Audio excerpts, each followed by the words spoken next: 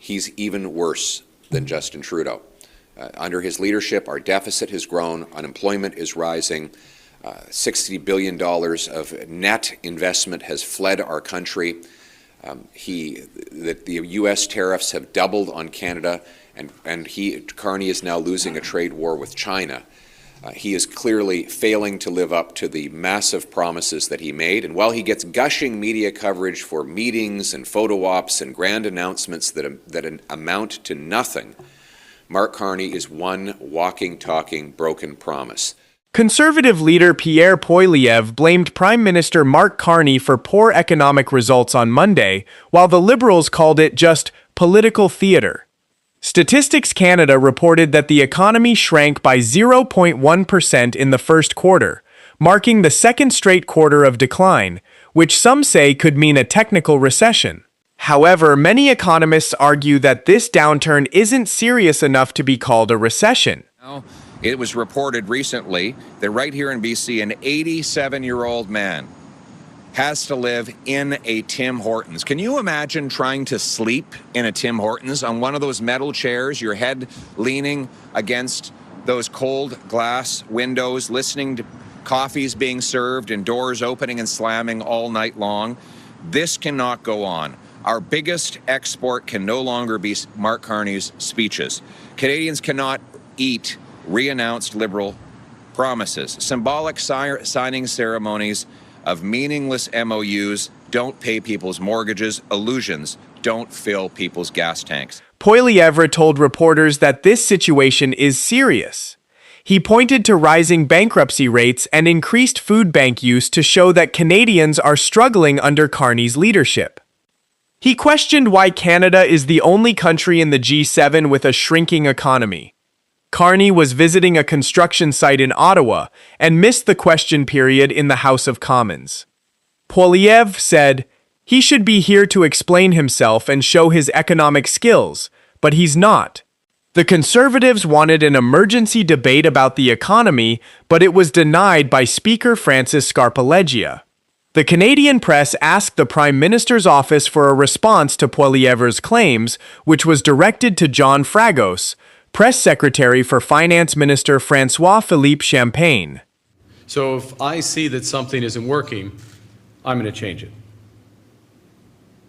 And today is about change, but it's not about cosmetic change. It's about the right change that puts money in people's pockets.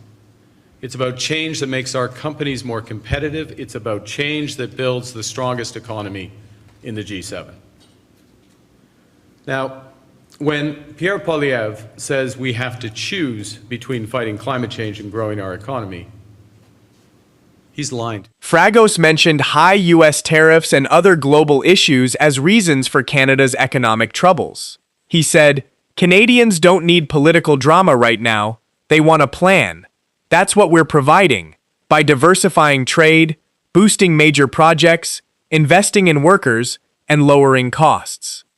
Poilievre pointed out that other G7 countries are also facing tariffs and the impact of the Iran war, but none are in recession. He criticized Carney for giving flashy speeches while the economy suffers. We need to get back to reality.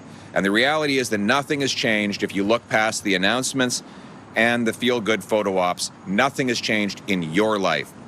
Mark Carney has doubled Trudeau's deficits, is spending 5% more year over year, kept every anti-development law in place, is increasing the industrial carbon tax 6 times higher than Trudeau's. There are 500 projects awaiting federal approval, while Mark Carney holds photo ops to celebrate just 1 or 2.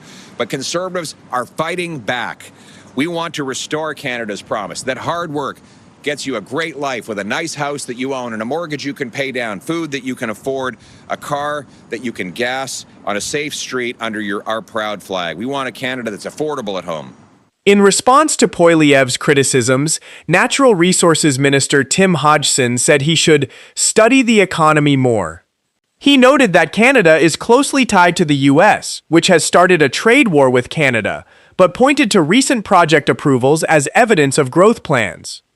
Poilievre argued that Mexico shares a border with the U.S., but isn't in a recession, and he dismissed claims against the recession label as coming from liberal commentators and economists. And our job in the fall session will be, one, to hold him accountable for the failures that are costing you more, endangering your family and weakening our country. But two, we're not just going to oppose out of control liberal crime, inflation, immigration, housing costs. We are going to propose real solutions that will mean stronger take-home pay, safer streets, secure borders, and a self-reliant Canada.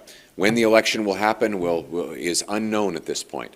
But what we do know is that when Canadians do one day go to the polls, they will be choosing between more liberal cost, crime, and chaos, or Conservatives who will give you stronger pay, affordable life, and safety. During a parliamentary committee meeting on Monday, Carolyn Rogers, the senior deputy governor of the Bank of Canada, cautioned MPs against relying too heavily on a single economic indicator, especially given the significant noise present in the data. While 2 consecutive quarters of annualized GDP contraction can technically define a recession, the need to label it as technical suggests that we should look beyond just that one measure, she explained. That's why we're calling for the scrapping of all gas taxes for all of the year to save Canadians $1,200 between now and Christmas, $20 a fill-up and 25 cents a litre. We should eliminate GST on all used cars. The car's already been taxed. Get rid of the double tax to make it more affordable for people to buy that used car. We want to unlock and unblock our industry by getting rid of the industrial carbon tax, and we want to protect your home and your property. That's what we're here to talk about today. Derek Holt, Vice President and Head of Capital Markets Economics at Scotiabank, strongly opposed discussions of a recession in a note to clients on the same day. He emphasized that, despite the minor decline, factors such as severe winter weather and trade fluctuations due to tariffs were contributing to the volatility in recent economic statistics. He also pointed out that a significant increase in gold imports during the first quarter negatively impacted GDP. It would be irresponsible to declare a recession based solely on the surge in gold imports, which are unique and do not reflect the overall economic activity, Holt stated. He further highlighted the ongoing strength of consumer spending and early indications of an economic recovery in the second quarter as evidence against a severe economic downturn. Randall Bartlett, deputy chief economist at Desjardins, also expressed on Monday that he does not believe the Canadian economy is currently in a recession. He recalled that the economy contracted for 2 consecutive quarters in 2015 due to falling oil prices, but that period was not universally recognized as a recession because it lacked the characteristics of a broader economic decline. Bartlett acknowledged that while he is generally optimistic about the Liberal government's initiatives to reduce interprovincial trade barriers and diversify export markets beyond the United States, these efforts will take time to yield results. These are long-term strategies that will positively impact the economy over the next decade, but they won't necessarily provide immediate boosts to the Canadian economy from quarter to quarter, he remarked. Fragos referenced a recent forecast from the International Monetary Fund, which predicted that Canada would experience the second fastest economic growth rate in the G7 this year and next. He also noted that the Liberal government has introduced new affordability measures over the past year to assist struggling families with their expenses. We look forward to providing updates on further actions aimed at creating a stronger, more competitive, and more affordable economy, which we anticipate the Leader of the Opposition and all opposition parties will support, Fragos concluded. Thanks for watching this video till the end. See you in the next video.